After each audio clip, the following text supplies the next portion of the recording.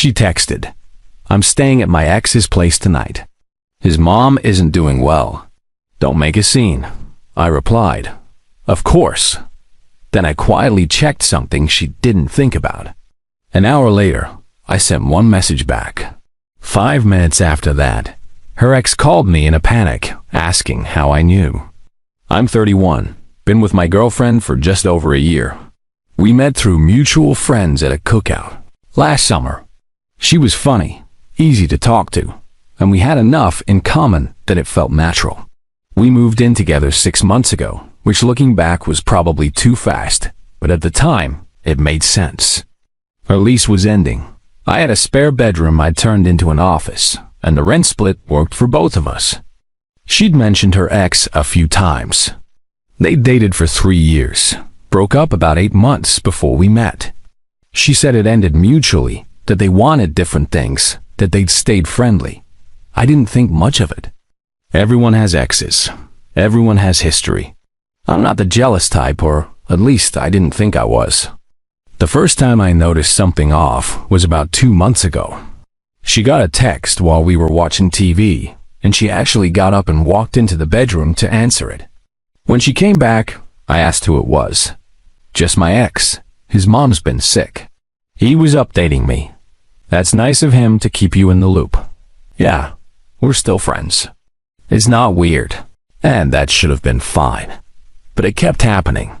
More texts, more updates about his mom's health. And then she started going to visit her. She'd say she was going to see him and his mom at the hospital, bring flowers, sit with them for a few hours. I'd ask how it went, and she'd say it was sad but good to be supportive. I wanted to be understanding. His mom was sick. My girlfriend was being compassionate. These were good qualities. But something in my gut kept nagging at me. The frequency of the visits. The way she'd take her phone everywhere suddenly. The way she'd angle her screen away when texting. Last week, she told me she'd be staying late at work for a project. I ordered dinner for myself, ate, alone, watched a movie. She came home around 11 p.m., said the project ran long, went straight to shower. Her phone buzzed on the counter while she was in the bathroom. I glanced at it. A text from him. "Thanks for tonight." Meant a lot. Thanks for tonight. She told me she was at work. I didn't say anything. I told myself maybe they grabbed dinner near the hospital. Maybe. Tonight meant earlier when she'd visited his mom. I was reaching, and I knew it, but I didn't want to be that guy. The paranoid boyfriend. The one who couldn't handle his girlfriend having male friends. Then came last night. I was making dinner when she walked in from work, dropped her bag, and immediately went for her phone. She typed something, waited, then looked up at me. "So I need to tell you something, and I need you to not freak out." I put down the knife I'd been using to chop vegetables. "Okay. His mom's condition got worse today. He's really upset. He asked if I could come over tonight, just to keep him company." I said yes. "You're going to his place?" "Yeah, just for a few hours. Maybe I'll stay the night if it gets too late." He shouldn't be alone, right? Now, stay the night. In the guest room, obviously. Don't make this into something it's not. I didn't say anything. You have that look. What look? Like you're about to make a scene. Please don't. His mom is dying. This isn't about us. I took a breath. Okay, do what you need to do. She looked relieved. Thank you. I'll text you later. She changed clothes, grabbed an overnight bag, kissed me on the cheek like this was totally normal, and left. I stood in the kitchen for a solid 5 minutes just processing. Then I pulled out my phone and did something I'm not proud of, but also don't regret. I checked her location. We'd shared locations months ago for practical reasons. She'd gotten lost driving to a wedding. Venue and I'd helped guide her, and we just never turned it off. I hadn't looked at it in weeks. Didn't need to. But now I opened the app and there she was, a little blue dot moving across the map toward his neighborhood. I watched it for a few minutes. Watched it stop at his address. Watched it stay there. Then I did something else. I Googled his mom's name. She'd mentioned it enough times that I remembered it. Found her on social media, which led me to what I was looking for. Her profile picture was recent, from 2 days ago. She was at some restaurant with friends, smiling, holding up a glass of wine. The caption: "Nothing keeps me down. Best girls' night in ages." His mom wasn't dying. His mom wasn't even sick. I sat down on the couch and just stared at that photo. Stared at this woman who was supposed to be on her deathbed, but was actually out living her best life with her book club or whoever.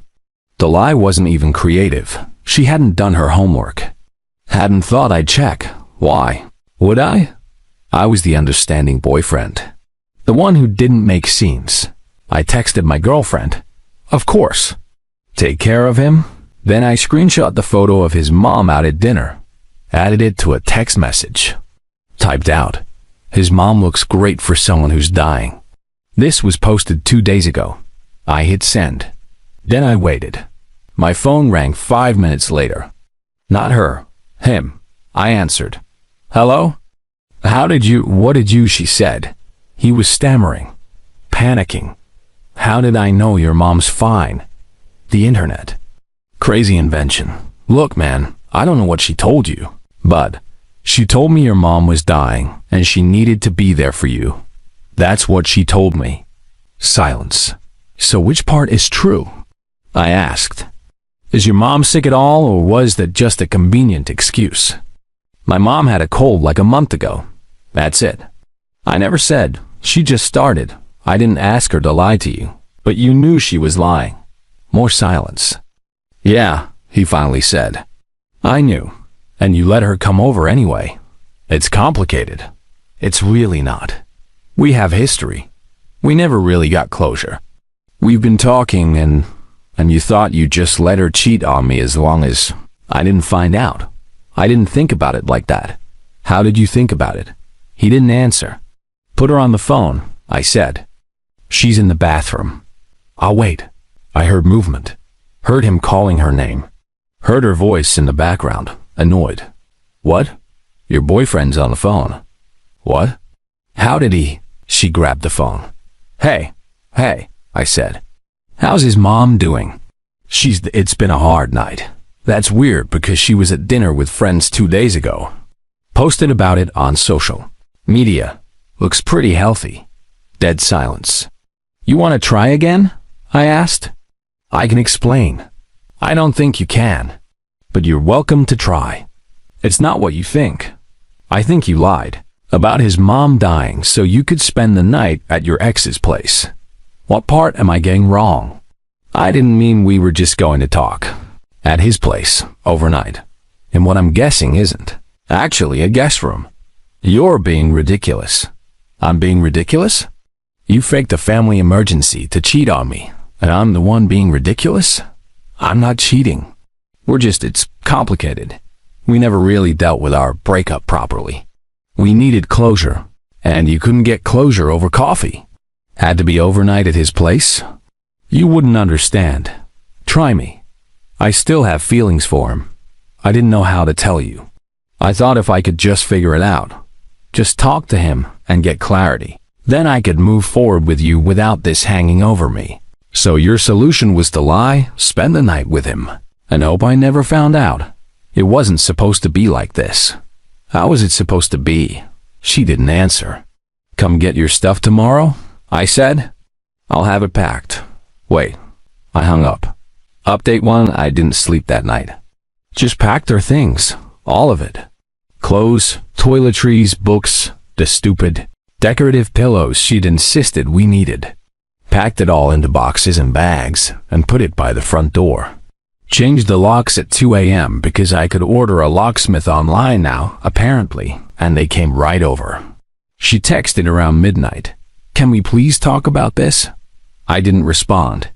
She texted at 1 a.m. I made a mistake. I know that. But we can work through this. Didn't respond. At 3 a.m. I'm coming home tomorrow. We need to talk face to face. I responded. Your stuff will be outside. Locks are changed. We're done. She called. I didn't answer. She called 6 more times. I turned off my phone.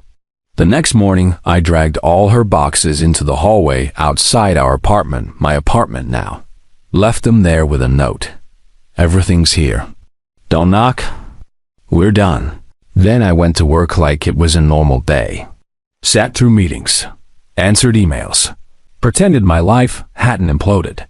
She texted from a different number around noon. I'm outside. Your locks are changed? I replied, yes. That's insane. What's insane is lying about someone's mom dying to cheat on your boyfriend. I wasn't cheating. Nothing happened. You were planning too. That's enough. Please, let me in. Let's talk. No, I have nowhere to go. Call your ex. His mom's doing great apparently. She stopped texting after that. I checked the hallway camera footage later. Our building has security cameras, and watched her load her stuff into her car, crying. Felt nothing. Maybe that should have worried me, but it didn't. Update 2. She tried contacting me for a week straight. Different numbers, social media, even emailed me. All the same message. She'd made a mistake. Nothing happened with her ex. She wanted to work things out. She loved me. It was just cold feet about our relationship getting serious. I didn't respond to any of it. Then her ex texted me. From his actual number this time. I need to tell you something. I feel like shit about this whole thing. I almost didn't respond, but curiosity got the better of me. Okay, nothing happened that night. I swear. She came over. We talked for like an hour, and then she went home. I told her this was messed up, and she needed to be honest with you. Congratulations on your moral awakening. I'm serious. I know it doesn't make it better, but I didn't sleep with her. I wouldn't do that. You were going to though. I don't know. Maybe. But I didn't. Why are you telling me this? Because she's been calling me non-stop saying you kicked her out and changed the locks, and she has nowhere to go. I felt bad, so I said she could crash at my place for a few days, and now she's acting like we're getting back together. I actually laughed. And you're calling me because I don't want to get back together? I just felt bad. But now she's talking about how this was meant to be, and we're getting a second chance, and I'm realizing she's kind of a lot. Yeah, she is. What do I do? Not my problem. You wanted her. You got her. I didn't want this. Then tell her to leave. I tried. She says she has nowhere else to go. That you took everything. I took what was mine. She took her stuff. If she's homeless, it's because she chose to blow up. A living situation for a guy who doesn't even want her. That's harsh. That's reality. He hung up. 2 days later, I got a text from her from yet another number. I'm staying with my parents now. Are you happy? You've completely destroyed my life. I replied. You destroyed your own life. I just stopped enabling it. I made one mistake. You made a series of choices. You chose to lie. You chose to go to his place. You chose to pack an overnight bag. You chose to disrespect me and our relationship. Those aren't mistakes. Those are decisions. I want to come get some things I forgot. Like what? Some clothes and the coffee maker. I'd pay for half of that. I'll Venmo you for your half. You're not coming back here. You can't keep me out of my own apartment. It was never your apartment. Your name isn't on the lease. You contributed to rent, but it was always my place. That's not fair. Call a lawyer if you want. But you're not getting back in here. She didn't respond after that. Update 3, a month went by. I'd started to move on. Went on a couple dates. Nothing serious, but it felt good to be out there. Started rearranging the apartment to feel more like mine again. Donated her decorative pillows. Then I got a message from her mom. I heard what happened. I'm disappointed in my daughter's choices, but I'm more disappointed in how you handled it. Changing the locks? Throwing her out? You could have been more compassionate. I stared at that message for a while. Then I typed, did she tell you why I changed the locks? She said you had trust issues and overreacted. Did she tell you she lied about her ex's mom dying so she could spend the night at his place? Long pause. Then, She said it was a misunderstanding. It wasn't. She admitted it. I have the texts if you want proof. Another pause. I'd like to see them. I sent screenshots. The whole conversation. Her admitting she lied. Her admitting she still had feelings for her ex. Everything. Her mom didn't respond for 2 hours. Then, I'm sorry. I didn't know the full story. You did what you had to do. Thank you. For what it's worth, she's not doing well. She moved back home and mostly stays in her room. I think she's depressed. I'm sorry to hear that. Are you really? I'm sorry anyone's suffering. But I'm not responsible for fixing her. No, I suppose you're not. That was the last I heard from her family. Update 4. 3 months after the breakup, I ran into her at a grocery store. Literally almost ran into her with my cart. She looked different. Thinner. Tired. Hair pulled back like she hadn't really tried. Hey, she said. Hey. Awkward silence. How are you? She asked. Good, you? I've been better. More silence. I'm sorry, she finally said. For everything. You were right. I made terrible choices, and you deserve better. Okay. Is that all you're going to say? What do you want me to say? I don't know. That you forgive me? That you understand? I do understand. You wanted to explore things with your ex, and you weren't mature enough to break up with me first. I get it. And maybe one day I'll forgive you. But right now, I'm just indifferent. She looked like I'd slapped her. Indifferent? Yeah.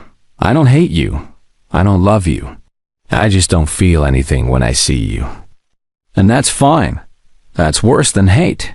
Maybe. She wiped her eyes. I really fucked this up, didn't I?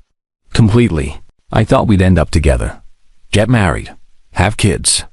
The whole thing we might have. If you've been honest. I know.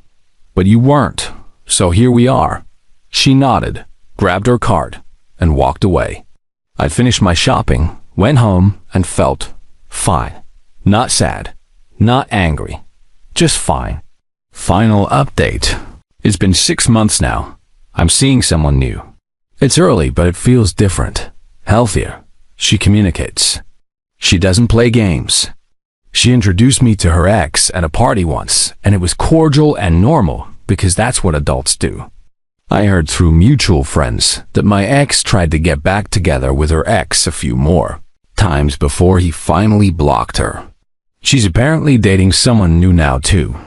Hope it works out for her. Really. The thing that stuck with me from all this wasn't the betrayal.